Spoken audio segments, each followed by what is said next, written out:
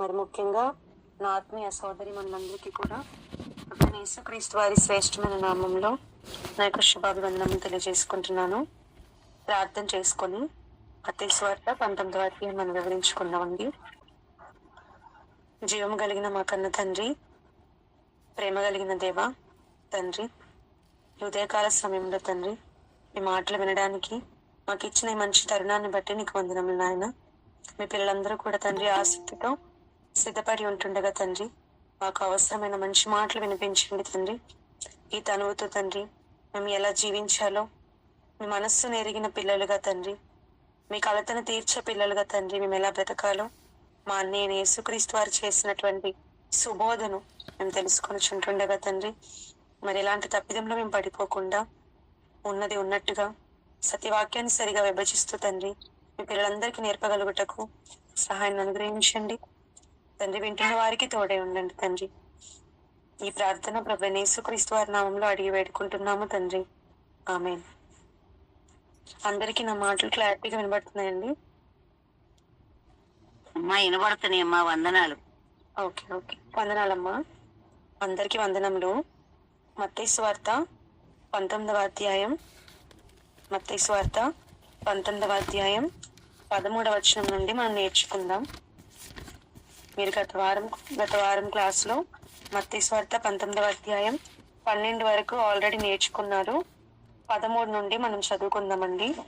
అప్పుడు ఆయన వారి మీద చేతులుంచి ప్రార్థన చేయవలనని కొందరు చిన్న పిల్లలను ఆయన యొద్దకు తీసుకుని వచ్చిరి.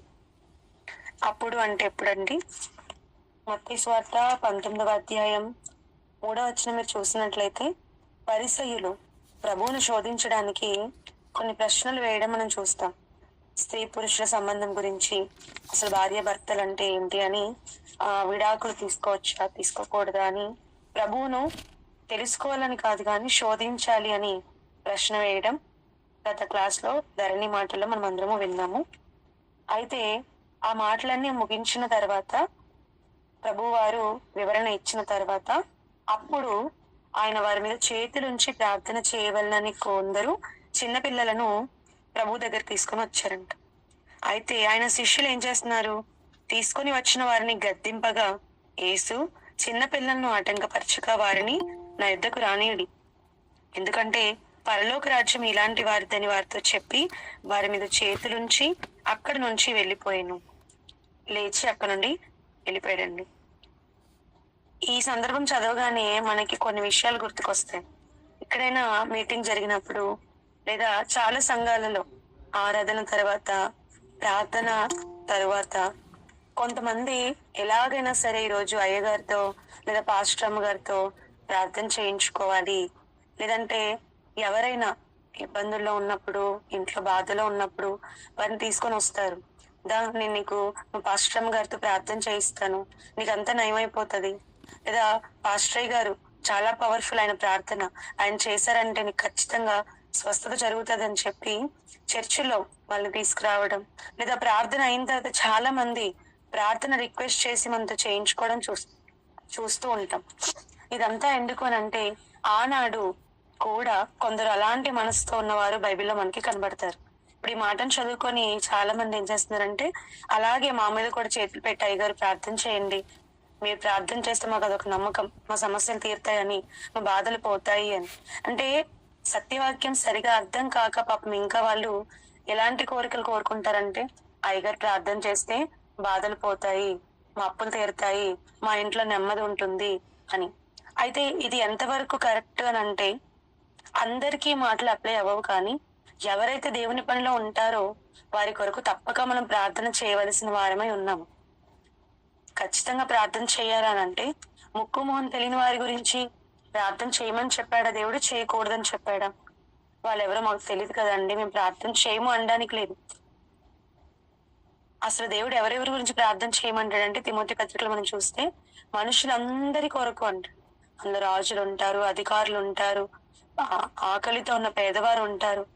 సమస్త మనుషుల కొరకు మీరు ప్రార్థన చేయండి, అనునిత్యం వారి కొరకు ప్రార్థన చేయండి అంటే అందరి గురించి మన పర్సనల్ గా చేసుకునే ప్రార్థనలు విజ్ఞాపనం చేయాలి. ఎవరైనా కోరుండి మనల్ని ప్రార్థన చేయమని అడిగినప్పుడు కూడా మనం వారి కొరకు ప్రార్థన చెయ్యాలి. అయితే వారు దేవుని యందు నమ్మకం కలిగిన వారా, దేవుని పని చేస్తున్న వారా కాదా అన్నది అది వారి వ్యక్తిగతం. మనం చేసినటువంటి ప్రార్థనకు ప్రతిఫలంగా వారికి మేలు చేయాలా వద్దా అన్నది దేవుని నిర్ణయం. కానీ ఎవరైనా మనల్ని ప్రార్థన చెయ్యండి అని నమ్మి మీ ప్రార్థన వల్ల మాకు ఎంతో కొంత నెమ్మది, మనశ్శాంతి దొరుకుతుందని మేము అనుకుంటున్నాం, దయచేసి మేము ప్రార్థన దేవుడు వింటాడని మేము అనుకుంటున్నాం, మా కొరకు ప్రార్థన చేయండి అన్నప్పుడు మనం ఖచ్చితంగా ప్రార్థన చేస్తాము. ఎందుకంటే ఇక్కడ యేసుక్రీస్తు వారి దగ్గర కూడా తీసుకొని వచ్చింది ఎవరిని అంటే పాపుల్ని, నేరస్తుల్ని, దుర్మార్గుల్ని, లేదంటే కఠినంగా వారి మనసు మార్చుకోలేనటువంటి వారిని కాదండి, చిన్న పిల్లల్ని తీసుకొని వచ్చారటండి. నిజంగా అక్కడ ఉన్న వాళ్ళు కూడా ఎంత మంచిగా ఆలోచించండి. తీసుకొచ్చిన వాళ్ళు ఎవరు అని అంటే, తీసుకొచ్చిన వాళ్ళు చిన్న పిల్లల్ని తీసుకొని వచ్చారు. వారి మీద చేతులు ఉంచమని, వారిని ఆశీర్వదించమని కోరుకుంటున్నారు కానీ అయ్యా మా కోసం ప్రార్థన చేయమని అని అడగట్లేదండి. అంటే పాపము లేని ఆ పిల్లల గురించి బ్లెస్ చేయండి, దీవించండి, ఆశీర్వదించండి అని అన్నప్పుడు శిష్యులకు కనీసం ఆ విషయం అర్థం కాకుండా వెంటనే ఏం చేస్తున్నారండి, ఆయన శిష్యులు తీసుకొని వచ్చిన వారిని గద్దిస్తున్నారట. మీకు బుద్ధి లేదా? ప్రభు ఎంత బిజీగా వాక్యం బోధిస్తున్నారు, ఈ మధ్యలో మీ ప్రార్థనలు ఏంటి, మీరు ఆశీర్వాదం ఇవ్వమని అడగడం ఏంటి, వెళ్ళండి పక్క వెళ్ళండి అని అసలు అక్కడ రాయబడిన మాటని గద్దించగా అని రాయబడింది. ఇంకా నేను సౌమ్యంగా చెప్తున్నాను, గద్దించడం అంటే ఎంత గట్టిగా అరిచుంటారు, ఎంత గట్టిగా వాళ్ళని భయపెట్టి ఉంటారు, వద్దు కుదరదు వెళ్ళిపోండి అని గట్టిగా నిరాకరించి ఉంటారు. ఈ మాటలు కేవలం మత్తయ్య గారు మాత్రమే కాదండి, మార్కు గారు, లూకా గారు కూడా వారి యొక్క సువార్తలో రాయడం జరిగింది. అంటే తీసుకొని వచ్చిన చిన్న పిల్లల్ని చూసి వారు గద్దిస్తున్నారు, వద్దు తీసుకెళ్ళిపోండి అని. కానీ వెంటనే యేసు ప్రభు ఎంత మంచి మనసు చూడండి, ఎందుకు మీరు వారిని గద్దిస్తున్నారు, మీరు గద్దించడం తప్పు, పక్కకు జరగండి అని చెప్పి చిన్న పిల్లల్ని ఆటంకపరచక వారి నా యుద్ధకు రానియండి, వారి నా దగ్గరికి పంపించండి, ఎందుకంటే పరలోక రాజ్యం ఇలాంటి వారిదే.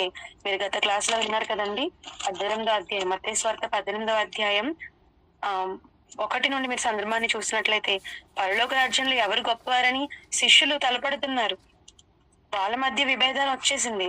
అలాంటి శిష్యులు ఇలాంటి చిన్నపిల్లలు రానివ్వట్లేదు. అక్కడ యేసుక్రీస్తు ఏం చెప్తున్నారండి, ఆయన ఒక చిన్న బిడ్డను తన యుద్ధకు పిలిచి మత్తయి సువార్త 18వ అధ్యాయం 2వ వచనంలో వారిని అతని వారి మధ్య నిలబెట్టి ఇట్లా, మీరు మార్పు నొంది బిడ్డల వంటి వారైతేనే గాని పరలోక రాజ్యంలో ప్రవేశించరు. అంటే పరలోక రాజ్యం ఎలాంటి వారిది? చిన్న బిడ్డల్లాంటి మనస్తత్వం కలిగిన వారిది. చిన్న బిడ్డల్లా ఎవరైతే నడుచుకుంటారో, చిన్న బిడ్డల్లాంటి స్వభావం ఎవరైతే కలిగి ఉంటారో అలాంటి వారిది పరలోక రాజ్యము.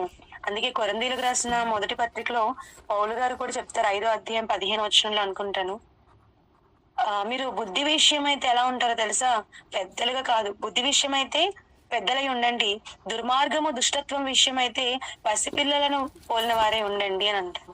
అంటే దుష్టత్వం విషయంలో పసిపిల్లలకి ఎటువంటి సంబంధం ఉండదండి.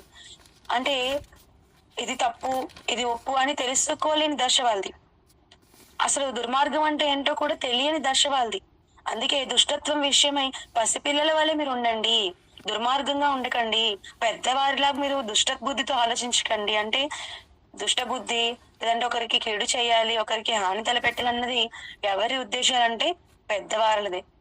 కానీ చిన్నపిల్లలు ఎప్పుడు కూడా తమ తోటి పిల్లలతో సరదాగా నవ్వుతూ మెదులుకుంటారు, వాళ్ళకి హాని తలపెట్టాలని అనుకోరు. కనుక అలాంటి వారైతేనే పరలోక రాజ్యం మీకు ప్రాప్తి అని యేసుక్రీస్తు వారు చెప్పడం జరిగింది. మరలా అదే మాటని ఇక్కడ ప్రభు వారు గుర్తు చేస్తున్నారు. మత్తయి సువార్త 19వ అధ్యాయం 14వ వచనం, చిన్న పిల్లలను ఆటంకపరచక వారు నా యుద్ధకు రానియుడి, పరలోక రాజ్యం ఇలాంటి వారిదని చెప్పి వారి మీద చేతులుంచి అక్కడి నుండి లేచిపోయాను. మొత్తానికి తీసుకొని వచ్చిన వారిని నిరుత్సాహపరచుకోకుండా ఆ వచ్చినటువంటి చిన్నపిల్లలను చూసి వారి ద్వారా కూడా ప్రభువు శిష్యులకు మీరు ఇలాంటి మనసుతో ఉంటేనే పరలోక రాజ్యం మీకు దొరుకుతుంది కాబట్టి వారిని ఆశీర్వదించడం జరిగింది. అక్కడ నుండి ఆయన వెళ్ళిపోయారు. ఇక ఆయన వెళ్తూ ఉన్నప్పుడు జరుగుతున్న సందర్భం ఏంటి అని అంటే, మత్తయి సువార్త 19వ అధ్యాయం 16వ వచనం, ఇదిగో ఒకడు ఆయన యొద్దకు వచ్చి, బోధకుడా, నిత్య జీవం పొందుటకు నేను ఏ మంచి కార్యము చేయవలనని ఆయనను అడిగాను. చూడండి, ఒక అతను వచ్చాడట. ఇతను ఎవరు అని అంటే లూకా గారు రాస్తున్నారు. చూడండి, లూకా సువార్త 18వ అధ్యాయం 18వ వచనం. లూకాసు వార్త 18వ అధ్యాయము 18వ వచనంలో ఒక అధికారి ఆయనను చూచి, సద్బోధకుడా, నిత్య జీవమునకు వారసుడగుటకు నేనేమి చేయవలనని ఆయన అడిగాను. అక్కడ రెండు చోట్ల కూడా సేమ్ సందర్భాన్ని మరి సువార్తికులు రాస్తున్నారండి. ఆయన మార్గంలో పోవచ్చుండగాని మార్కు గారు కూడా చెప్తూ ఉంటారు ఇదే సందర్భాన్ని. అయితే ఒక అధికారి వచ్చాడు, బోధకుడా అని మత్తయి గారు చెప్తున్నారు. మా లూకాసు వార్తలో అయితే సద్బోధకుడా అని ఆయన్ని వర్ణిస్తున్నట్లుగా కనబడుతుంది.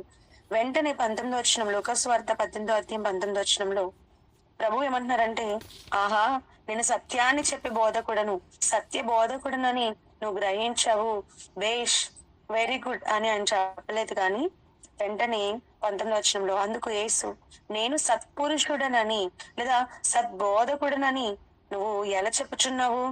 దేవుడొక్కడే తప్ప మరి ఎవడును సత్పురుషుడు కాడు అని ఆయన చెప్పడం జరిగింది. సేమ్ అలాగే మత్తయి సువార్తలో కూడా మీరు చూసినట్లయితే ఒకడు ఆయన యొద్దకు వచ్చి, బోధకుడు, నిత్యజీవం పొందుటకు నేను ఏ మంచి కార్యం చేయాలి అని ఆయన అడిగినప్పుడు అందుకు ఆయన 17వ వచనం, మంచి కార్యంను గూర్చి నన్నెందుకు అడుగుచున్నావు? మంచివాడు ఒక్కడే అని చెప్తున్నాడు. ఈ రెండు సందర్భాల్లో మనకి ఏం కనబడుతుంది అంటే ఆయన మాటల్లో ఆయన తనకంటే కూడా పరమందున్న దేవుణ్ణి హైలైట్ చేస్తున్నట్టుగా కనబడుతుంది. వచ్చిన ఈ వ్యక్తి ఒక అధికారి ప్రభువును సద్బోధకుడా అని సంబోధించినప్పుడు, లేదా నేను ఏ మంచి కార్యం చెయ్యాలి అని అడిగినప్పుడు ఆయన ఎందుకు తనని కాదని ప్రభువుని లేదా పరలోకమందున్న దేవుణ్ణి అంత గొప్పగా చూపించాలి అనుకున్నారని అంటే కింది మాటలు చూద్దాం చూడండి. 17వ వచనం, అందుకు ఆయన మంచి కార్యం గురించి నన్నెందుకు అడుగుచున్నావు? మంచివాడు ఒక్కడే, నీవు జీవంలో ప్రవేశింపగోరిన ఎడల ఆ ఆజ్ఞలను గైకొనమని చెప్పెను. అలాగే ఇక్కడ కూడా మీరు చూసినట్లయితే 20వ వచనం, వ్యభిచరింపవద్దు. లూకాసు వార్త 18వ అధ్యాయం 20వ వచనం, దేవుడు ఒక్కడే తప్ప మరి ఎవడునూ తన సత్పురుషుడు కాడు.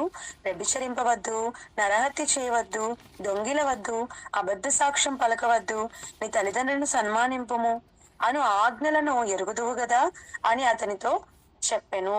అప్పుడు అతను అంటున్నాడు, బాల్యం నుండి వీటన్నిటి నేను అనుసరించుచునే ఉన్నాను. ఇక్కడ ఎందుకు యేసు ప్రభువు దేవుణ్ణి చూపించాలి అని అంటే, వచ్చి అతను అడుగుతున్నటువంటి ప్రశ్న ఏంటో తెలుసా? మంచి కార్యం, నేను నిత్య జీవంలో ప్రవేశించాలంటే ఏ మంచి కార్యం చెయ్యాలి అని. నిజంగా మీకు ఈ మాట యొక్క ఆంతర్యం అర్థమైందో లేదో గాని అక్కడ ఎలా అడుగుతున్నాడో తెలుసా అండి? ప్రభువు ఏదైనా కొత్తగా విషయం చెప్తాడా? ఎందుకంటే అధికారి అని అన్నాడంటే చదువు లేని వాడేం కాదు, అతను చదువుకున్నవాడు. చదువుకున్న ఇతనికి ప్రవక్తల యొక్క గ్రంథాలు తెలుసు, లేదా మోషే గారు రాసినటువంటి ధర్మశాస్త్రం ఇతనికి బాగా తెలుసు. ఎలా మనం చెప్పగలమనంటే అతనే చెప్తున్నాడు, నేను బాల్యం నుండి వీటన్నిటిని అనుసరించుచునే ఉన్నాను అని అంటే ఇతను చదువుకున్నవాడు, మరి ముఖ్యంగా మోషే గారి ద్వారా దేవుడిచ్చిన ధర్మశాస్త్రాన్ని ఎరిగినవాడు. అందుకే ప్రభు దగ్గరకు వచ్చి అంటున్నాడు, నువ్వు ఏదైనా మంచి కార్యం అంటే ఏంటో చెప్తావా నాకు అని అంటే వెంటనే ప్రభువు గారు ఏమంటున్నారు తెలుసా? మంచి కార్యాల గురించి నన్నెందుకు అడుగుతున్నావు?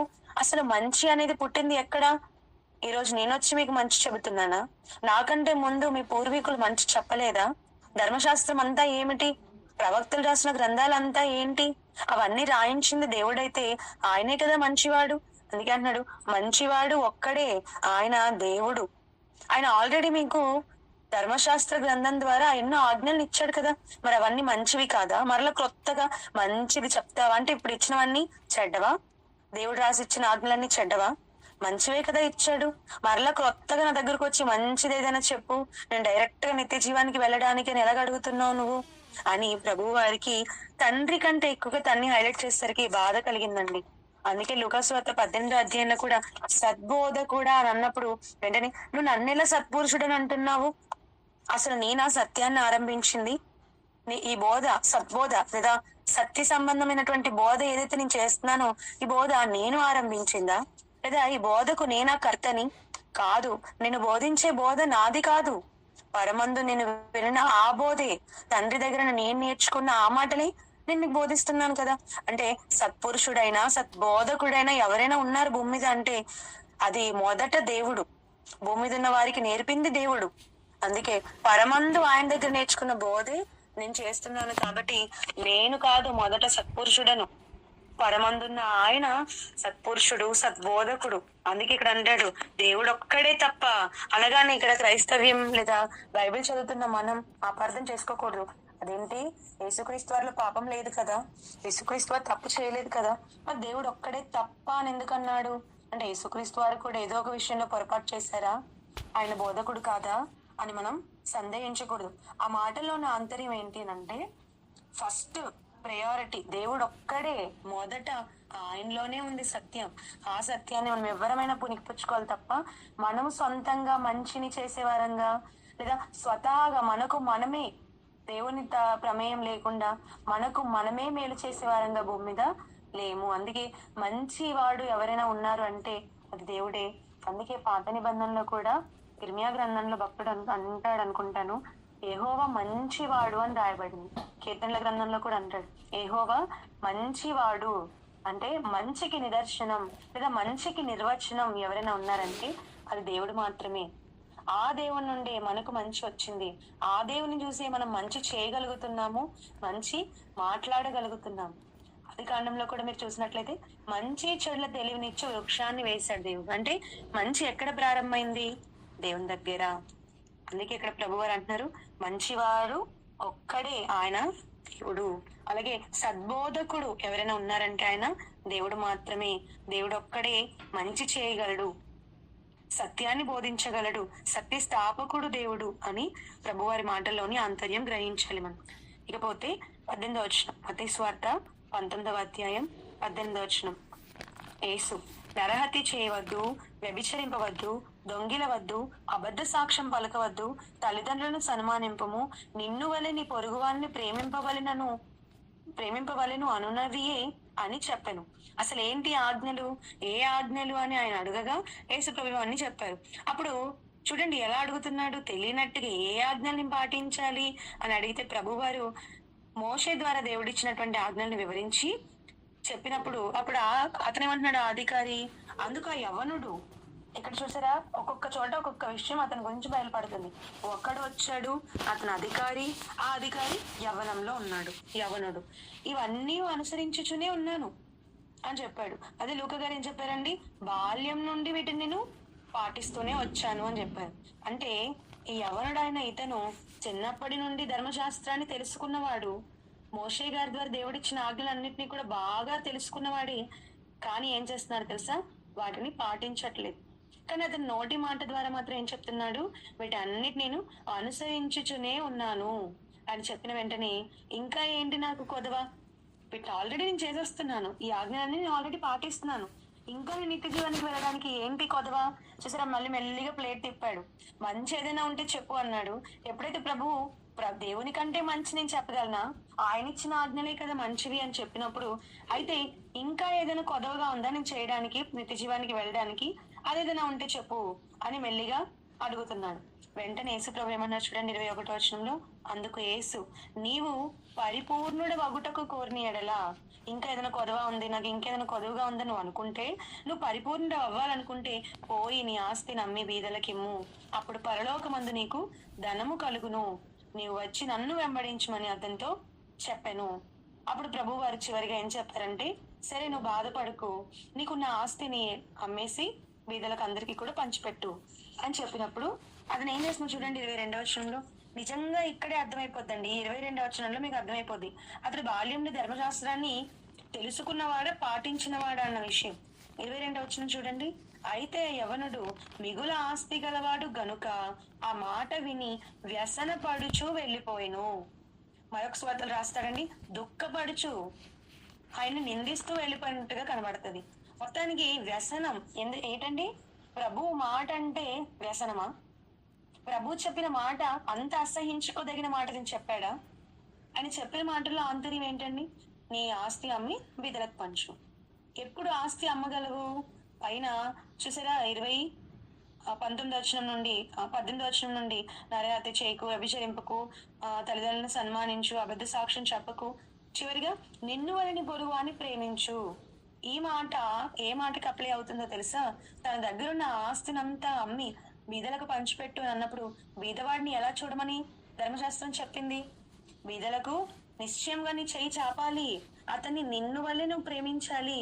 అతడు లేమిలో ఉన్నప్పుడు నీ దగ్గర ఉన్న దాన్ని పంచు. నీ దగ్గర 2 అంగీలు ఉంటే ఒక అంగి అతనికి ఇవ్వు. ఇదే కదండి ధర్మశాస్త్రం అంతా కూడా, దేవుడు మోషే గారి ద్వారా రాయించి ఇచ్చిన ఆజ్ఞలు. మరి అది బాల్యం నుండి నేను చేస్తున్నాను అన్న మాట ఇప్పుడు నిజం అంటారా? ఆలోచించండి. కాదండి, బాల్యం నుండి ఇవన్నీ అతనికి తెలుసు, కానీ చేయలేదు. అందుకే నీ ఆస్తిలో నుండి దాన్ని పంచిపెట్టు అన్నప్పుడు అతను పంచి పెట్టకుండా వ్యసన పడుతూ వెళ్ళిపోయాడు. మరి ఇతను ధర్మశాస్త్రాన్ని పాటించిన వాడు ఎలా అవుతాడు చెప్పండి? రోమీలకు రాసిన పత్రిక 13వ అధ్యాయం ఒకసారి చూడండి. రోమీలకు రాసిన పత్రిక 13వ అధ్యాయంలో 9వ వచనంలో అసలు ధర్మశాస్త్రం అంటే ఏంటి ఇక్కడ చెప్తున్నాడు చూడండి. 8వ వచనం నుండి చూద్దాం. రోమీలకు రాసిన పత్రిక 13వ అధ్యాయం 8వ వచనం 9వ వచనం. ఒకరినొకడు ప్రేమించుట విషయంలో తప్ప మరేమీ ఎవనికి అచ్చి ఉండవద్దు. పొరుగువానిని ప్రేమించువాడే ధర్మశాస్త్రం నెరవేర్చినవాడు. మంచి ఆజ్ఞ చెప్పు, మంచిది ఏదైనా చెప్పు నాకు అని అడిగాడు గాని దేవుడిచ్చిన ఆజ్ఞలు ఎంత ఉత్తమమైనవో ఇతనికి అర్థం అవ్వలేదు. ఇక్కడ చెప్తున్నాడండి, ధర్మశాస్త్రము నెరవేర్చిన వాడే పొరుగువాన్ని ప్రేమించువాడు. నిజంగా ప్రేమిస్తే ఏం చేస్తారో తెలుసా? ఎలాగనగా వ్యభిచరింపవద్దు, నరహత్య చేయవద్దు, దొంగిలవద్దు, ఆశించవద్దు అనునవియు మరి ఏ ఆజ్ఞ అయినను ఉన్న ఎడల అదియు నిన్ను వలె నీ పొరుగువాన్ని ప్రేమింపవలెనను వాక్యంలో సంక్షేపముగా ఇమిడి ఉన్నవి. ఎందుకంటే ప్రేమ పొరుగువానికి కీడు చేయదు గనుక ప్రేమ కలిగి ఉండట ధర్మశాస్త్రంను నెరవేర్చుటయే. ఎవరైనా ఈ ఆజ్ఞలు చేశారు అంటే ఖచ్చితంగా అతనిలో ఏముంటుందన్నమాట? ప్రేమ. ధర్మశాస్త్రంలోనే 10 ఆజ్ఞలు ఏవైతే ప్రధానమైనవి ఉన్నాయో అవి పాటించారు అని అంటే ఖచ్చితంగా అతనిలో ఏముంటుంది? ప్రేమ ఉంటుంది. ప్రేమ కలిగిన వాడు ఏం చేస్తాడు? పౌలు గారు చెప్పారు కదండి, కొరింథీయులకు రాసిన మొదటి పత్రిక 13వ అధ్యాయం, కొరింథీయులకు రాసిన మొదటి పత్రిక 13వ అధ్యాయం 1వ వచనం నుండి 3వ వచనం చూద్దామండి. కొరింథీయులకు రాసిన మొదటి పత్రిక 13వ అధ్యాయం 3వ వచనం. బీదల పోషణ కొరకు నా ఆస్తి అంతయు ఇచ్చినను, కాల్చబడ్డకు నా శరీరం అప్పగించినను, ప్రేమ లేని వాడనైతే నాకు ప్రయోజనమేమీ లేదు. ఎంత ధర్మశాస్త్రం పండితుడే కావచ్చు, గమలీయేలు దగ్గర గొప్పగా ధర్మశాస్త్రం నేర్చుకున్న వాడే అయ్యుండొచ్చు. నేర్చుకున్నంత మాత్రాన నేను ధర్మశాస్త్రాన్ని నెరవేర్చిన వాడిని అవ్వను. నేర్చుకోవడం వేరు, తెలుసుకోవడం వేరు, పాటించడం వేరు. అందుకే ఇక్కడ పౌలు గారు అంటున్నారు, నాలో ఏముండాలి? నేను దేవునికి ప్రయోజనకరుడిగా కనిపించాలి అని అంటే నాలో ఏముండాలో తెలుసా? బీదల పోషణ కొరకు నా ఆస్తి అంతా ఇచ్చేసాను, కానీ ప్రేమ లేదు. ఎందుకది? దండగా. అంటే ప్రేమ మొదట మనిషిలో ఉండవలసింది ఏంటంటే ప్రేమ. అదే ఎవరిలో లేదండి. అందుకే నీ ఆస్తి అంతా అమ్మి బీదల కొరకు ఇవ్వు అన్నప్పుడు నేను ఇవ్వను అనేసి అతను వ్యసన పడుచు వెళ్ళిపోవడం మనం చూస్తున్నాం. ఓకే అండి, అందరికి సందర్భం అర్థమైంది కదా? అక్కడ యేసు ప్రభువుకి ఎందుకు బాధ కలిగింది, లేదా ఎందుకు ఆయన తిరిగి ఆ మాట అన్నాడు? మంచి కార్యంలో వచ్చి నన్ను ఎందుకు అడుగుచున్నావు? మరి ప్రభువునే కదండి అడుగుతాం మనం. వాక్యం దగ్గరికి కదా మనం ఎవరినైనా తీసుకొని వస్తాం. మనకి ఏ మంచి విషయాలు తెలియాలన్న వాక్యం దగ్గరికి ఏదో వచ్చి నేర్చుకుంటాం. అయినా సరే ఎందుకు ప్రభు మంచి కార్యం గురించి నన్ను ఎందుకు అడుగుతున్నావు అని నిలదీశాడని అంటే అక్కడ ఉద్దేశం, ఆ ఎవరి యొక్క ఉద్దేశం ఏదో మంచి విషయాలు తెలుసుకోవాలని కాదు, కానీ దేవుడు రాసిచ్చిన ధర్మశాస్త్రాన్ని ఎరిగి కూడా, ఆజ్ఞలు తెలిసి కూడా ఇంకేదైనా కొత్తగా చెప్తాడా అన్న ఉద్దేశంతో అతను అడిగాడు. కాబట్టి దేవుందే తప్ప ఇంకొత్తగా ఏమీ చెప్పను. అందుకే ధర్మశాస్త్ర ప్రకారమే యేసు ప్రభువు కూడా వారికి సమాధానం ఇవ్వడం జరిగింది. ఏమని సమాధానం ఇచ్చారు? ప్రేమ నీకుంటే నీ ఆస్తంతా అమ్మి బీదలకు పెట్టు. ధర్మశాస్త్రం అంతా ఏం చెప్తుంది? ప్రేమ కలిగి నడుచుకోమని. నిన్ను వల్ల నీ పొరుగువాన్ని ప్రేమించమన్న ఒక్క ఆజ్ఞలో ధర్మశాస్త్రం అంతా కూడా ఇమిడి ఉన్నది. నువ్వు అది పాటించితే పరలోకం నీ సొంతమవుతుంది, పరలోకంలో నీకు ధనం కలుగుతుంది. నీ వచ్చి నన్ను వెంబడించు. నిజంగా ధర్మశాస్త్రాన్ని పాటించిన వాడైతే అబ్బా ఎంత గొప్ప భాగ్యం. బోధకుడు, సద్బోధకుడని కదా సంబోధించాడు. ఇలాంటి బోధకుడితో తిరిగే అవకాశం నాకు కలిగింది, ఇతనికి నేను శిష్యుని అయిపోవచ్చు ఈ బోధకుడి దగ్గర అని చెప్పి వెంటనే పరిగెత్తుకొని వచ్చేయాలి. కానీ వ్యసన పడుచు వెళ్ళిపోయాడంటే అతనిలో ఏ తత్వం లేదో తెలుసా? వాక్యం నేర్చుకునే తత్వం, దేవుని మాటలు అంగీకరించే తత్వం, దేవుని యొక్క ఆజ్ఞలు పాటించే తత్వం అతనిలో లేదు. కేవలం తెలుసుకోవడానికి మాత్రమే, ఏదో ప్రశ్న అడగాలని మాత్రమే అడిగినట్టుగా ఇతను మనకు కనబడుతున్నాడు. ఓకే అండి, సందర్భం మీకు అర్థమైంది అనుకుంటున్నాను. మత్తయి సువార్త 19వ అధ్యాయం 23 వచనంలో, ఇకపోతే అతను వెళ్ళిపోయిన తర్వాత శిష్యులతో చెప్తున్నాడండి ప్రభు. ఈ సందర్భం అంతా జరిగింది కదా, దీని ద్వారా కూడా ప్రభువు యేసు ప్రభు తన శిష్యులకి ఒక పాఠాన్ని నేర్పించాలి అనుకున్నారు. ఏంటి ఆ పాఠం చూడండి. 23వ వచనంలో, యేసు తన శిష్యులను చూచి, ధనవంతుడు పరలోక రాజ్యంలో ప్రవేశించుట దుర్లభము. చాలా అత్యాశ అవుతుంది అది, అది మంచిది కాదు, దుర్లభము అని చెప్తున్నాడు. ఎందుకు? కింది చూడండి. దుర్లభమని మీకు నిశ్చయంగా చెప్పుచున్నాను. 24వ వచనం, ఇదిగాక ధనవంతుడు పరలోక రాజ్యంలో ప్రవేశించుట కంటే సూది బెజ్జంలో ఒంటె దూరట సులభమని మీతో చెప్పుచున్నాను. అసలు ఆలోచించండి, ఎందుకు ధనవంతుడు పరలోక రాజ్యంలో ప్రవేశించుట దుర్లభము? ఎందుకు మంచిది కాదు? ఎందుకు ధనవంతుడు పరలోక రాజ్యంలో ప్రవేశించలేడు? మరి అలా అనుకుంటే పాత నిబంధన కాలంలో అందరూ ధనవంతులే కదండి మనకు కనబడతారు. ఒక అబ్రహాం గారు నిజంగా ఎన్ని గొర్రెలు, గొడ్లు, పెద్ద పరివారం, తన ఇంట పుట్టి అలవలసబడిన దాసులే సుమారు 318 మంది ఇంట పుట్టిన వారే. మరి కన్నా తల్లిదండ్రులు ఎంతమంది ఉంటారో ఆలోచించండి. ఇలా చెప్పుకుని పోతే ఆయన దాసీ జనం, ఆయన పరివారం చాలా పెద్దది. మరి ఆ కాలంలో ఆస్తి అంటే ఏంటి? గొర్రెలు, గొడ్లే. బహు విస్తారంగా కలిగి ఉన్నాడు అబ్రహాం గారు. అలాగే ఒక దేశాన్ని దేవుడు అతనికి స్వాస్థ్యంగా ఇచ్చాడు. మరి అతను ధనవంతుడే కదండి. మరి అబ్రహాం గారు పరలోకం వెళ్ళడా? అది వెళ్ళాలనుకోవడం దుర్లభం అవుతుందా? ఇకపోతే యోబు గారి గురించి దేవుడు స్వయంగా బైబిల్ గ్రంథంలో రాయించిన మాట ఏంటంటే, ధనవంతుడు ఒకడు ఉండేను, ఓజు దేశంలో ధనవంతుడు ఒకడు ఉండేను, అతను దేవుని అందు యథార్థంగా ఉన్నాడు, భక్తిపరుడు అని రాయించాడు. నిజంగా ఆలోచించండి, ఒకవేళ ఈ మాట నిజము అనుకుంటే పాత నిబంధనలు ఎంతమంది ధనవంతులు ఉన్నారు కదా, మరి వారంతా పరలోక రాజ్యానికి వెళ్ళరా, చేయరా? ఆలోచించండి. ఇదియుగాక ధనవంతుడు పరలోక రాజ్యంలో ప్రవేశించుట కంటే సూది బెజ్జంలో ఒంటె దొరుట సులభము అని చెప్తున్నాడు. అది సాధ్యమయ్యే పనా చెప్పండి? సూది బెజ్జం అంటే సూదికుండే ఒక హోల్ ఎంత చిన్నగా ఉంటదండి, చాలా చిన్నది. దాని దారం పెట్టడానికి నానా తలపోట్లు మనకి, అవునా? ఒక గంట సేపు పెడతా ఉంటాము చాలా మంది. అది పెట్టలేక ఇంకొకరికి అప్పగిస్తూ ఉంటారు, కొంచెం దారం ఎక్కించి ఇవ్వ అని. చాలా చిన్నది అది. అలాంటి దాంట్లో ఒంటె సైజులో ఎంత పెద్దదండి, అది ఆకారంలో చాలా పెద్దది. అలాంటి ఒంటె కూడా సూది బెజ్జంలో, అంత చిన్నదైన సూది బెజ్జంలో ఇంత పెద్దదైన ఒంటె దూరడం సులభమే గాని పరలోక రాజ్యంలో మాత్రం ధనవంతుడు వెళ్ళడం చాలా కష్టం అని దాని అర్థం. చాలా కష్టం. అంత కష్టమా? అబ్రహాం గారు కష్టపడ్డారా? యోబు గారు కష్టపడ్డారా? ఎస్, వారి జీవితాలు మనం చూస్తే ఖచ్చితంగా ఎన్ని కష్టాలు అనుభవించారండి వారు. అంటే ధనం ఉన్న వారికి కష్టం అంటే అపార్థం చేసుకోకండి. ఎందుకు ధనవంతుడు పరలోక రాజ్యంలో ప్రవేశించడం దుర్లభం అని దేవుడు అన్నాడనంటే, ధనం కలిగిన వారు దేన్ని నమ్ముకుంటారు తెలుసా? దేవుని కంటే ఎక్కువగా తమ ధనం మీద డిపెండ్ అవుతారు. మా దగ్గర డబ్బు ఉంది కదా అయిపోతుంది, మా దగ్గర డబ్బు ఉంది కదా మేము ఏదైనా చేయగలం, మా దగ్గర డబ్బు ఉంది కదా మేము ఎక్కడికైనా వెళ్ళగలం, ఎంత పనైనా మేము చేయగలం అని దేవుని కంటే ఎక్కువగా వారు దేని మీద నమ్మిక ఉంచుతారంట? ధనం మీద. ఆటోమేటిక్ గా దేవుని కంటే ఎక్కువగా ధనాన్ని నమ్ముతున్నారంటే ఎక్కడికి జారిపోతారండి? పాతాళానికి. అదే కదా యేసుక్రీస్తు వారు చెప్పారు, భూమి మీద ఇండ్లనైనను, ఆస్తులనైనను, అన్నదమ్ములనైనను, అక్క చెల్లెలనైనను నాకంటే ఎక్కువగా ప్రేమిస్తే నాకు పాత్రుడు కాడు అని చెప్పాడు. అంటే దేవునికి మనం వారసులం అవ్వాలి, పరలోక రాజ్యాన్ని, నిత్య జీవాన్ని మనం పొందుకోవాలి అని అంటే భూమి మీద ఎక్కువగా మనం నమ్మవలసింది ఎవరినంటే దేవుణ్ణి. దేవుని కంటే ఎక్కువగా మనం ఎవరిని ప్రేమించకూడదు, నమ్మకూడదు. అందుకే యేసుక్రీస్తు చేసిన బోధ మీ మత్తయి సువార్త ప్రారంభంలో విన్నారు 6వ అధ్యాయంలో, మీరు దేవునికిని సిరికిని దాసులుగా ఉండనేరరు.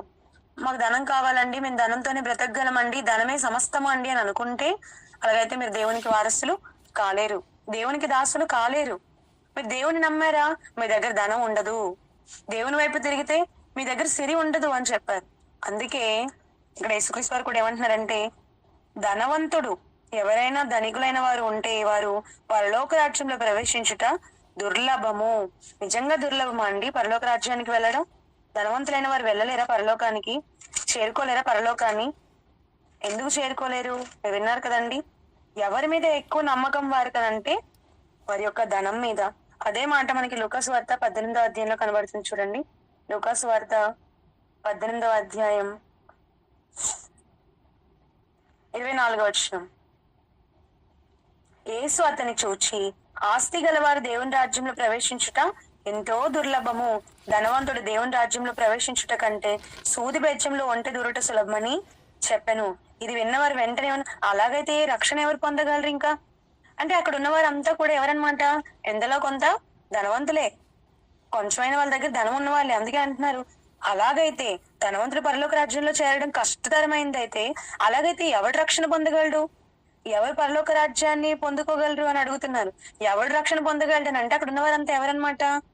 అందరి దగ్గర ఖచ్చితంగా ధనం ఉంది, పేదవారేం కాదు. ఎందుకంటే ఇశ్రాయేలీని చూస్తే వారందరి దగ్గర ఖచ్చితంగా గొర్రెలు, గొడ్లు, పనివారు వీరంతా ఉండేవారండి. అందుకే అక్కడ వారు అంటున్నారు, అలాగైతే ఎవరు వెళ్ళగలరు? కానీ ప్రభు మాత్రం నిక్కచ్చిగా ఏమని చెప్పేశారండి? పరలోక రాజ్యం చేరాలంటే మీ దగ్గర ధనం ఉంటే మీరు చేరరు. అయితే ధనం ఉన్నా కూడా చేరవచ్చా అంటే చేరవచ్చు. ఎప్పుడు? ధనం ఉంది, కానీ ధనం కంటే ఎక్కువగా మనం ఎవరిని? దేవుణ్ణి నమ్మితే, దేవుని పనుల్లో ఉంటే. ఇప్పుడు అబ్రహాం గారిని చూడండి, యోబు గారిని చూడండి, లేదా పాత నిబంధనలో ఉన్న ధనవంతులందరినీ చూడండి, భక్తులైన వారిని. ఎంత ధనం ఉన్నా వారి ధనాన్ని ఎలా పోల్చుకున్నారండి? ఈవెన్ పౌలు గారితో సహా పెంటతో పోల్చుకున్నారు. తమ దగ్గర ఉన్న ధనాన్ని, ఆస్తిని ఇతరులకు సహాయం చేయడానికి పంచిపెట్టిన వారుగానే మనకు కనబడతారు. అంటే దేవుడే ఏదైనా దేవుడే ఇవ్వాలి, దేవుడే రక్షణ చెయ్యాలి. కానీ ధనం ఏమీ చేయదు మనకు. ధనాన్ని నమ్ముకుంటే మనకు మేలు జరగదన్న విషయం వారు గుర్తించారు కనుక ధనాన్ని దేవుని కొరకు వారు బలేస్తారు. అందుకే వారు పరలోక రాజ్యానికి అర్హులు కాగలిగారు, విశ్వాస వీరుల జాబితాలోనికి చేరగలిగారు. అందుకే పౌలు గారు కూడా చెప్తూ తిమోతికి రాసిన మొదటి పత్రిక, తిమోతి గారి రాసిన మొదటి పత్రిక 6వ అధ్యాయం 9వ వచనంలో చూడండి ఏం చెప్తున్నారు. తిమోతి గారికి రాసిన మొదటి పత్రిక 6వ అధ్యాయము 9 నుండి, ధనవంతుల అగుటకు అపేక్షించు వారు శోధనలోను, ఊరిలోను, అవివేకయుక్తములను, హానికరములైన అనేక దురాశల్లోనూ పడుదురు. అటివి మనుష్యులను నష్టంలోను, నాశనంలోను ముంచివేయును. ఎందుకనగా ధనాపేక్ష సమస్త కీడులకు మూలము. కొందరు దానిని ఆశించి విశ్వాసం నుండి తొలగిపోయి నానా బాధలతో తమ్మును తామే పొడుచుకొనిరి. ఆఖరికి ధనం ఎలాంటి స్థితిలోకి మనం తీసుకొని వెళ్తుందో తెలుసా? మనల్ని చంపే స్థితికి, మనల్ని మనం ఉరిపోసుకునే స్థితికి. అదే కదా ఇస్కరియోతు చేశాడు. విశ్వాసియే, ప్రభు దగ్గర ఉన్నవాడే, కానీ ధనాన్ని ఆశించి చివరికి ఏం చేశాడండి? ఉరి పెట్టుకొని చనిపోయాడు. ఆఫ్టర్ ఆల్ 30 వెండి నాణాలకి ప్రభువుని అమ్మేశాడు, ధనాన్ని కోరాడు, వెండిని ఆశించాడు, ఆఖరికి తన చావును తానే కొంటెచ్చుకున్నాడు. అందుకే ధనవంతులగుటకు కోరొద్దు. ఇహమందు ధనము స్థిరమైనది కాదు, అస్థిరమైన దాని కొరకు మనం వెంపర్లాడకూడదు. అందుకే మంచి పాట మన BYలో ప్రవేశపెట్టారు కదండి, ధనము ధనము అంటూ దానికై పరుగులెత్తకూడదు, డబ్బు డబ్బు అంటూ దాని వెంట మనం పరిగెత్తకూడదు, దాన్ని ఆశించకూడదు. ధనం ఎప్పుడు మన దగ్గరకు వస్తుందో తెలుసా? దేవుని పని చెయ్యాలి అనుకుంటే ఖచ్చితంగా దేవుడే తన పిల్లల కొరకు ఏదైనా సిద్ధపరచగలడు. నిజంగా చాలా మంది మాటలు వింటున్నప్పుడు అనిపిస్తుందండి, ఎంత వాళ్ళు చెప్తారు, నిజంగా అమ్మా మేము దేవుని పని చేస్తూ పోతున్నాం, ఈ రోజుకి దేవుడు మమ్మల్ని పోషిస్తూనే ఉన్నాడు, ఈ రోజుకి ఏది తక్కువ కాకుండా దేవుడు మమ్మల్ని చూసుకుంటున్నాడని ఎంతమంది మాటలు మనం విన్నాం చెప్పండి. అంటే దేవుని పని అదే అంటాడు యేసుక్రీస్తు వారు, మొదట ఆయన నీతిని, రాజ్యాన్ని మీరు వెతకండి, అప్పుడు మీకు కావాల్సినవన్నీ, మీకు తినడానికి భోజనం కావాలా, మీరు వేసుకోవడానికి బట్టలు కావాలా, అవన్నీ ఆ తర్వాత పరలోకపు తండ్రి మీకు అనుగ్రహిస్తాడు. దేవుడు ఇవ్వడా? దేవుడు గొప్ప ధనికుడు కదండి, ఆయన దగ్గర లేదంటూ ఏముంది? మొదట మనం ఆయన దగ్గరికి వస్తే, ఆయన నమ్మితే, ఆయన నీతిని వెతికితే, ఆయన రాజ్యాన్ని మనం కావాలనుకుంటే అప్పుడు కదా దేవుడు మనకిస్తాడు. మనకి ఏదైనా దేవుని దగ్గర నుండి రావాలి అని అంటే దేవుని నమ్మితే 2 పనులు జరిగిపోతాయండి. దేవుని నమ్మినందుకు పరలోకం వస్తుంది, తర్వాత భూమి మీద మనకు కావాల్సినవన్నీ కూడా దేవుడిస్తాడు. నిజంగా అనకూడదు కదండి, మమ్మల్ని ఎక్కడికైనా వాక్యం చెప్పడానికి పిలిచినప్పుడు ఎందుకో ఎంత వద్దంటున్న వారి ప్రేమ చూడండి. మన ఈ BYలో ఉన్నటువంటి లేడీ లెక్చరర్స్ గురించి ఎస్పెషల్లీ నేను మాట్లాడుతానండి. స్త్రీలుగా వాక్యం చెప్పడానికి, వాక్యోపదేశకులుగా మేము ఎక్కడికైనా సంఘాలకు వెళ్ళినప్పుడు వారు మమ్మల్ని ఆహ్వానించినప్పుడు ఖచ్చితంగా బట్టలు పెడతారండి, ఖచ్చితంగా ఒక చీరైనా మాకు పెడతారండి. నిన్న కూడా నేను అక్కడికి వెళ్ళినప్పుడు నాకు మరి బట్టలు పెట్టారు. అలాగే ధరణి గారు, వసంత గారు కూడా ప్రొద్దుటూరు వెళ్ళినప్పుడు వారికి కూడా బట్టలు ఇచ్చారని నేను విన్నాను. అంటే ఏంటి వారి ప్రేమ? మేము అక్కడికి వెళ్ళింది దేని కొరకు? దేవుని పని చేయడానికి, దేవుని వాక్యం చెప్పడానికి. దేవుని వాక్యం చెప్పినందుకు దేవుడు ఆటోమేటిక్ గా ఏమిస్తున్నాడండి? అక్కడ ఇచ్చింది మనుషులు కాదండి, ఆ ఇచ్చే మనస్సును వారికి ఇచ్చింది తెలుసా? దేవుడు. అంటే ఇది ఎందుకు చెప్తున్నానంటే, మనము దేవుని పనిలో ఉన్నప్పుడు ఆటోమేటిక్ గా మనకు భోజనం అంటారా, మనం ధరించుకోవడానికి వస్త్రాలు అంటారా, అన్ని దేవుడు నిర్ణయించేస్తాడు, మనకిస్తాడు. అందుకే ధనం వెంట వెళ్ళామనుకోండి ఏమీ ఉండదు, మన చావే మనకు మిగులుతుంది. అందుకే ఇక్కడ అంటాడు చూడండి, అదే తిమోతి పత్రిక మొదటి పత్రిక 6వ అధ్యాయం 18వ వచనంలో 17 నుండి 17వ వచనం కూడా చూడండి. ఇహమందు ధనవంతులైన వారు, మీ దగ్గర డబ్బులు ఎక్కువగా ఉన్నాయా? మేము పరలోక రాజ్యానికి వెళ్ళమని యేసుప్రభు మాటలు చెప్పారండి. అయ్యో ఎలాగ మరి మేము ఎలా వెళ్ళగలం? మరి మేము ధనవంతులం కదండి, మా దగ్గర డబ్బులు ఎక్కువ ఉన్నాయి కదండి, మా ఆయన గవర్నమెంట్ ఆఫీసర్ కదండి, లేదా మేము బాగా ఎకరాలు కలిగిన వాళ్ళం కదండి అని ఒకవేళ మీరు అనుకుంటే, ఇహమందు ధనవంతులైన వారు గర్విష్ఠులు కాక అస్థిరమైన ధనం నందు నమ్మిక ఉంచక, అదండి ఎవరు ధనం ఉంది కానీ ధనాన్ని మీరు నమ్ముకోవట్లేదు. ప్రాణాపాయ స్థితిలో ఉన్నప్పుడు మనం ఏం చేస్తామండి? సంఘంలో ఉన్న సభ్యులందరూ ఏం చేస్తారండి? ఒక ప్రశాంత్ అక్క గారి గురించి గాని, బన్ను గురించి గాని, సాత్విక ఆంటీ గురించి గాని, వెంటనే వాళ్ళకి ఏదైనా ఇబ్బంది కలిగింది, అనారోగ్యం వచ్చింది అనగానే వెంటనే మన బిఓఏ లేడీస్ గ్రూప్ లో వెంటనే ప్రార్థన విన్నపాలు వస్తాయి.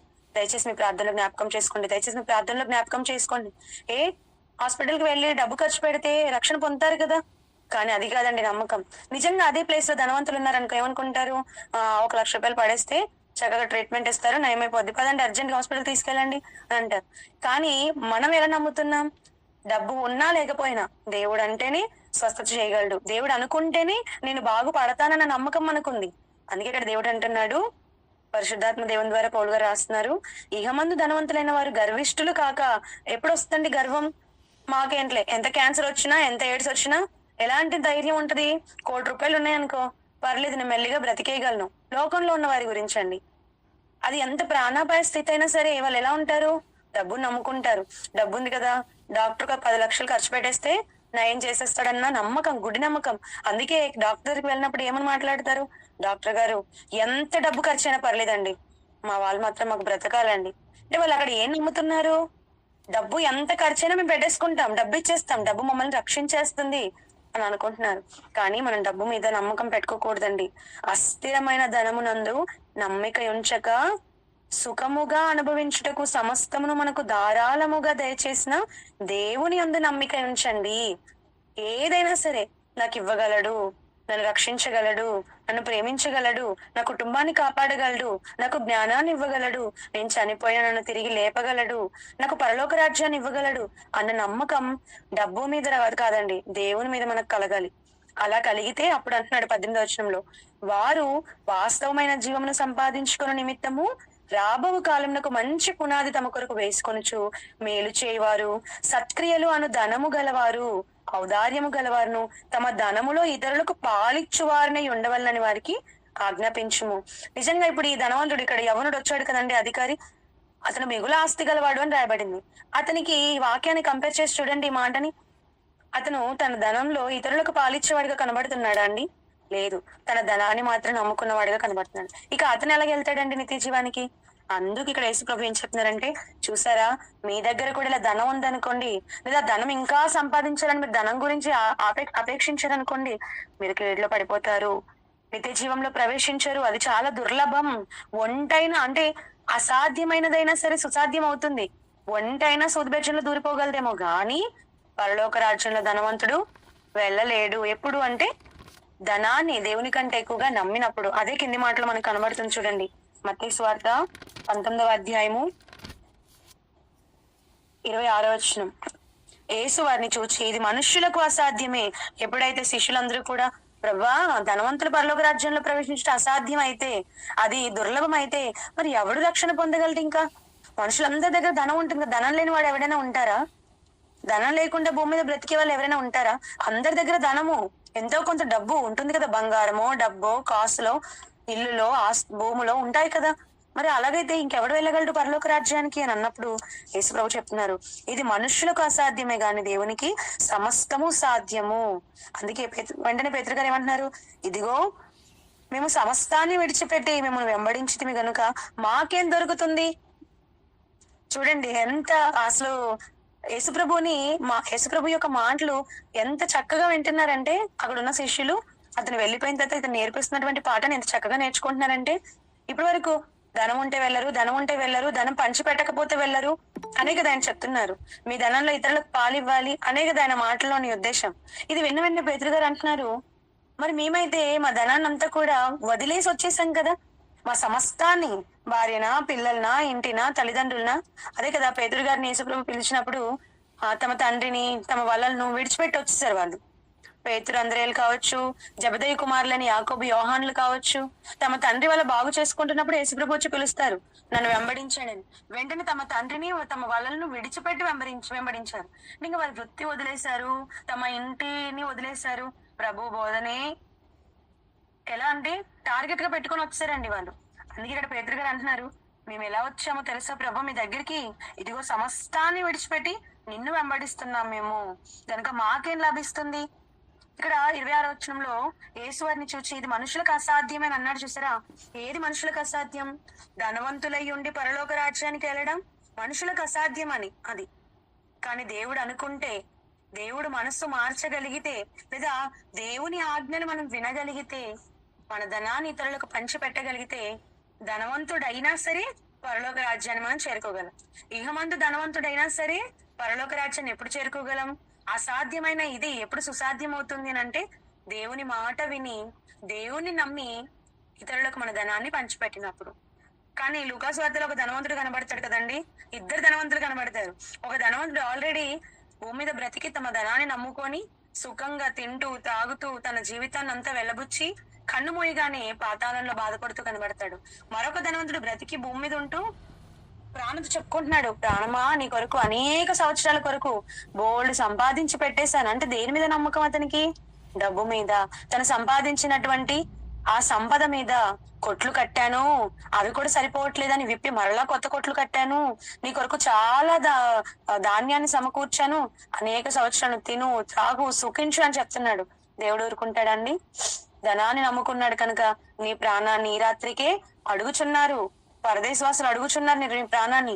అంటే భూమి మీద ధనాన్ని నమ్మితే మనం పరలోకం వెళ్ళడం చాలా అసాధ్యం, అది జరగని పని, అది అసంభవమైనది అది. కానీ దేవుడు అనుకుంటే, దేవుడికైతే దేవుడి మాట విన్నామనుకోండి, దేవుడిచ్చిన ఆజ్ఞ విన్నామనుకోండి, దేవుడు అసాధ్యాన్ని కూడా సుసాధ్యం చేయగలడు. ధనవంతులై ఉండి కూడా మనం పరలోక రాజ్యానికి వెళ్ళగలుగుతాం ఎప్పుడంటే భూమి మీద ధనాన్ని నమ్మనప్పుడు. ఓకే అండి. అందుకే పేతురు గారు వెంటనే అంటున్నారు, మరి మేము ధనవంతులమే కానీ సమస్తాన్ని విడిచిపెట్టి నేను వెంబడిస్తున్నాం కదా, మరి మాకేం లభిస్తుంది అన్నప్పుడు 28వ వచనంలో చెప్తున్నారండి యేసు ప్రభు. యేసు వారితో ఇట్లా, నేను ప్రపంచ పునర్జననం ఏంటండి? జన్మ తర్వాత మరొక జన్మ ఉంది, పునర్జన్మ ఉంది. చనిపోయాక మరలా బ్రతుకుతాను, లేదా చనిపోయాక నేను మరలా ఇంకొకరి ఇంట్లో పుడతాను, చాలా జన్మలు ఉన్నాయి అన్న ప్రభు వారి ఉద్దేశం. అక్కడ ఫుట్ నోట్ లో చూడండి, పునఃస్థితి స్థాపన యందు అని రాయబడింది. పునఃస్థితి స్థాపన మందు అంటే దేని గురించి మాట చెప్తున్నారు? పూర్తిగా చదువుదామండి వచనం, 28వ వచనం. యేసు వారితో ఇట్లా, నేను ప్రపంచ పునర్జనన మందు మనుష్య కుమారుడు తన మహిమ గల సింహాసనం మీద ఆసీనుడై ఉండునప్పుడు నన్ను వెంబడించిన మీరును 12 సింహాసనముల మీద ఆసీనులై ఇశ్రాయేలు 12 గోత్రముల వారికి తీర్పు తీర్చుదురు. ఎప్పుడు ఇదంతా కూడా జరుగుతుంది అని అంటే ప్రపంచ పునర్జనన మందు అని రాయబడింది. ఇదంతా కూడా ఏంటంటేనండి, తెలుగులో కాదు కదా బైబిల్ రాయబడింది, హిబ్రూ భాషలో రాయబడింది. మొదట ఆదిమ హెబ్రీ గ్రీకు భాషల్లో అందులో నుండి తర్జుమా చేయబడింది. అలా తర్జుమా చేసేటప్పుడు ఇక్కడ ఏం రాశారంటే ప్రపంచ పునర్జననం అని రాశారు. దాని వల్ల చాలా మంది కన్ఫ్యూజ్ అయిపోతున్నారు. పునర్జన్మ అంటే మరలా మనుషులందరికీ పునర్జన్మ ఉంది అని. కానీ బైబిల్ ప్రకారం మనకు తెలుసు, ఒకసారి పుట్టిన మనిషి చనిపోయాడు అనుకోండి, తిరిగి మరలా జన్మను ఎత్తగలడా? జన్మలు ఉన్నాయా? లేదండి. మనకి ఒకటే జన్మ. ఈ జన్మలోనే దేవుని పని చెయ్యాలి. ఈ జన్మలోనే మంచి అయినా, తెలివైన, ఉపాయమైన, ఆలోచన అయినా దేవుని కొరకు ఆలోచించాలి, చెయ్యాలి. మనం చనిపోయామనుకోండి, పాతాళమందు ఏ పని ఉండదండి, అక్కడ ఉపాయం ఉండదండి. కనుక ప్రపంచ పునర్జనము అని అన్నాడంటే పునర్జన్మ ఉంది అని కాదండి. ఈ ప్రపంచం అంతా కూడా నాశనం అయిపోతుంది కదా. యేసుక్రీస్తు వారి 2వ రాకడలో మిక్కుటమైన వేండ్రంతో భూమి, దాని మీద ఉన్న కృత్యములన్నీ కాలిపోతాయి. అంటే ఈ ప్రపంచం అంతా ఏమైపోతుంది? నాశనం, లయం అయిపోతుంది. లయమైన తర్వాత ప్రకటన గ్రంథంలో చెప్పినట్లుగా, ఇదిగో నేను క్రొత్త ఆకాశంను, క్రొత్త భూమిని కలుగజేస్తానని అన్నాడు, లేదా మీకు ఇస్తాను అని అన్నాడు. అంటే ఈ ప్రపంచం కాకుండా, మనం ఉంటున్నటువంటి లోకం కాకుండా, ఇప్పుడున్న ఈ సృష్టి అంతా కూడా నాశనం అయిన తర్వాత మరలా పరిశుద్ధులైన, ఎవరైతే నీతిమంతులుగా బ్రతికారో, యేసుక్రీస్తు వారి రక్తంలో పవిత్రులుగా కడగబడ్డారో, వారందరి కొరకు దేవుడు మరొకసారి ఈ సృష్టిని అంతా కూడా చేయబోతున్నాడు. నూతన సృష్టి. క్రొత్త ఆకాశం, క్రొత్త భూమిని దేవుడు ఇవ్వబోతున్నాడు. ఈ ఆకాశాలన్నీ గతించిన తర్వాత అలాంటి సమయంలో అంటే ప్రపంచ పునర్జన్మ అంటే ఇదంతా కాదు. ఇప్పుడున్న ఈ లోకం, ఇప్పుడున్న ఈ భూమి, ఇప్పుడున్న ఈ ఆకాశం కాదు. ఇదంతా గతించిన తర్వాత మీరు పునర్జన్మ అంటే ఏంటండి? పునర్జన్మ సంబంధమైన స్నానము అంటాడు. మళ్ళీ అదే పదప్రయోగం ట్రాన్స్లేషన్ లో చేశారు. పునర్జన్మ సంబంధమైన స్నానము. ఒక విధంగా చెప్పాలంటే అది తప్పు కాదు. పునర్జన్మ అని దేనికి వాడతామంటే మరలా జన్మించినప్పుడు. మరి యేసుప్రభు దగ్గరికి నికోదేము అని ఒక పరిసైడు వచ్చినప్పుడు ప్రభువారు ఏమని చెప్పాడండి? ఒకడు నీటి మూల, ఒకడు క్రొత్తగా జన్మించితేనే గాని, తల్లి గర్భం నుండి పుట్టినవాడు మరలా పుట్టగలడా? పుట్టిన మనం మరలా పుడతామా ఇంకో తల్లి కడుపులోకి వెళ్ళి అంటే? పునర్జన్మ అంటే అది కాదండి. భూమి మీద పుట్టాము, కానీ మనకు తెలియనంత వరకు, ఊహ తెలిసినప్పటి నుండి ఎన్నో పాపాలు తప్పిదాలు చేశాం. ఇప్పుడు ఆ జన్మ లేదా ఆ బ్రతుకు, ఆ పాత జీవితాన్ని అంతా కూడా సమాధి చేస్తున్నాము క్రీస్తు రక్తంలో. పాతి పెట్టబడుతుంది ఆ జీవితం అంతా కూడా. అంటే మరలా మనం నూతన జన్మ ఎత్తుతున్నట్లే కదండి భూమి మీద. బాప్తిస్మం ద్వారా కూడా మనం ఏం చేస్తున్నాము? ఈ ఉదక స్నానం అన్నాడు కదా, పునర్జన్మ సంబంధమైన స్నానం అని అన్నాడు కదా. అంటే ప్రభు వారి రక్తంలో మనల్ని మనం పరిశుద్ధపరుచుకొని కడుగుకోవడమే మనం తిరిగి జన్మించడం. ఒకడు క్రొత్తగా నీటి మూలంగా, ఆత్మ మూలంగా జన్మించడం. అలాగే ఇక్కడ కూడా యేసుప్రభు ఏం చెప్తున్నారంటే, ఎవరైతే పునరుద్ధానం అందు తిరిగి లేస్తారో, యేసుక్రీస్తు వారి రక్తంలో కడగబడిన వారు ఈ ప్రపంచంతో పాటు లేదా ప్రపంచ జనాభాతో పాటు చనిపోయినా యేసుక్రీస్తు వారి రెండవ రాకడలో ఎలాగైతే తిరిగి లేస్తారో, ఆ తిరిగి లేచినప్పుడు గురించి చెప్తున్నాడు అనమాట. అలా తిరిగి లేచినప్పుడు ఏం జరుగుతుంది? ప్రపంచ పునర్జన్మందు మనుష్య కుమారుడు తన మహిమ గల సింహాసనం మీద ఆసీనుడై ఉండునప్పుడు, యేసు ప్రభువు తన తండ్రి సింహాసనం మీద ఆసీనుడై ఉన్నప్పుడు, నన్ను వెంబడించిన మీరు 12 సింహాసనముల మీద ఆసీనులై ఇశ్రాయేలు 12 గోత్రముల వారికి తీర్పు తీర్చుదురు. ఇదే మాట మనకి ప్రకటన గ్రంథంలో కనబడుతుందండి. ప్రకటన గ్రంథంలో కూడా ఈ అపోస్తలుల గురించి చెప్తాడండి. 12 మంది అపోస్తలులుగా, అలాగే 12 మంది ఇశ్రాయేలు గోత్రకర్తల గురించి చెప్తాడు. ఓకే అండి. మాకేం దొరుకుతుందని మీరు బాధపడకండి. మీకు మంచి ఫ్యూచర్ ఉంది. రాబో కాలానికి మంచి పునాది మీరు ఇక్కడ వేసుకున్నారు. మీ సమస్తాన్ని విడిచిపెట్టారు కదా, మీరు అక్కడ సింహాసనాల మీద కూర్చుంటారు. సింహాసనాల మీద మీరు అక్కడ ఆసీనులై ఇశ్రాయేలీలు గొప్పవారు అని ఎవరైతే చెప్పుకుంటున్నారో ఆ ఇశ్రాయేలు 12 గోత్రముల వారికి తీర్పు తీర్చే అవకాశాన్ని దేవుడు మీకు ఇవ్వబోతున్నాడు. అదే కదండి పౌలు గారు కూడా మొదటి కొరింథీ పత్రిక 6వ అధ్యాయంలో చెప్తాడు, పరిశుద్ధులకు మీరు తీర్పు తీర్చవలసిన వారు. అవునా? పరిశుద్ధులైన మీరు దేవదూతలకు తీర్పు తీర్చవలసిన వారు. అంటే అలాంటి గొప్ప జడ్జిమెంట్ ఇచ్చే అవకాశాన్ని దేవుడు మనకి ఇవ్వబోతున్నాడు. ఎప్పుడంటే భూమి మీద అన్నిటినీ వదులుకున్నప్పుడు, దేవుని కోసం నమ్మకంగా మనం నిలబడినప్పుడు. అదే అండి ఇక్కడ అపోస్తలులతో కూడా ప్రభువారు చెప్పడం జరిగింది. 29వ వచనం, నా నామము నిమిత్తము అన్నదమ్ములనైనను, అక్క చెల్లెండ్రనైనను, తండ్రినైనను, తల్లి. మనం ముందుకు వెళ్దాం, ముగించుకుందాం, సమయం కావస్తుంది. 29వ వచనం, మత్తయి సువార్త 19వ అధ్యాయం 29వ వచనం, నా నామము నిమిత్తము అన్నదమ్ములనైనను, అక్క చెల్లెండ్రనైనను, తల్లినైనను, తండ్రినైనను, పిల్లలనైనను, భూములనైనను, ఇండ్లనైనను విడిచిపెట్టిన ప్రతి వాడును 100 రెట్లు పొందుతారు. ఇదియుగాక నిత్య జీవము స్వతంత్రించుకొను. అందుకే అంటున్నాడండి, మీరు విడిచిపెట్టారని బాధపడుతున్నారు కదా, మేమంతా కోల్పోయాం ప్రభా, మిమ్మల్ని మాత్రం మేము వెంబడిస్తున్నాం ప్రభా అనుకుంటున్నారా? మీరు బాధపడకండి. మీరు కోల్పోయింది ఏది కూడా మీరు కోల్పోరు. మీరు కోల్పోయారని అనుకుంటున్నారు అంతే. ఎందుకంటే ఏహమందు నా కొరకు మీరు దేన్ని వదిలిపెట్టినా దానికి 100 రెట్లుని యాడ్ చేసి, మల్టిపల్ చేసి దేవుడు మీకు ఇస్తాడు. పరమందు మీరు దాన్ని పొందుతారు. అంతేకాదు ఇహమందు పొందడమే కాదు గాని పరమందు ఏం పొందారట? నిత్య జీవం. ఇప్పుడు వచ్చి అడిగిన అతను ధనవంతుడు ఉన్నాడు కదండి, యవనుడు, నేను నిత్య జీవం పొందుటకు ఏం చెయ్యాలి అని అడిగాడండి. అక్కడ నుండి ప్రారంభమైందండి సందర్భం అంతా కూడా. నిత్య జీవం పొందాలి అంటే ఇహమందు సమస్తాన్ని విడిచిపెట్టాలి. దేవుని పని నిమిత్తం దేని మనం విడిచిపెట్టినా అది మనకు 100 అంతలుగా లభిస్తుంది, దేవుడు ఇవ్వగలడు. దాంతో పాటు నిత్య జీవాన్ని కూడా మీరు స్వతంత్రించుకోగలరు. అందుకే అంటున్నాడు 30వ వచనంలో, మొదటి వారు అనేకులు కడపటి వారు అగుదురు, కడపటి వారు మొదటి వారు అగుదురు. మొదటిగా వచ్చాము, మా దగ్గర చాలా ధనం ఉంది, మేము ఏదైనా చేయగలము అని అనుకుంటున్నారేమో, కానీ అది కాదు. మొదటొచ్చిన వాళ్ళకంటే కడపట వచ్చి కూడా మీరు దేవుని కొరకు కష్టపడ్డారనుకోండి, దేవుని కొరకు మీకున్నది ఇచ్చారనుకోండి, మీరే మొదటివారు.